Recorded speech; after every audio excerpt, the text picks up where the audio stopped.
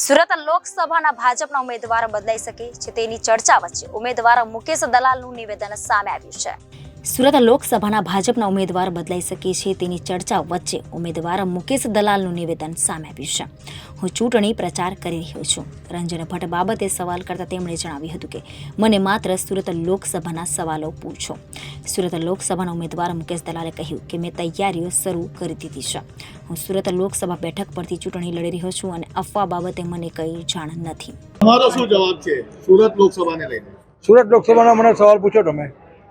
સુરત લોકસભામાં તમારી લડવાની ના પાડી છે. હું છું ચૂંટણી પ્રચાર કરી રહેલો છું. મારો ક્યાં પ્રશ્ન આવે છે? વડોદરા ને બનાસકાંઠા. મને માત્ર સુરત લોકસભાના પ્રશ્ન પૂછો. પણ આવું ભાજપમાં કેમ થયું છે? ઉમેદવારો જાહેર થાય છે કે મને માત્ર મારા અને સુરત લોકસભાના પ્રશ્ન પૂછો. આ અફવા ચાલી રહી છે કે સુરત અને વલસાડની અંદર પણ કંઈક ફેરફાર થઈ શકે એવી છે. નહીં, તમે સાંભળ્યું હશે. મેં નથી સાંભળ્યું. તમારી તૈયારી બાકી? અમે તો તૈયારી ચાલુ જ છે. ભારતીય જનતા પાર્ટી સુરત લોકસભાની તૈયારી ચાલુ જ છે. Reporter Arvind Rathod, Janadesh news, Surat.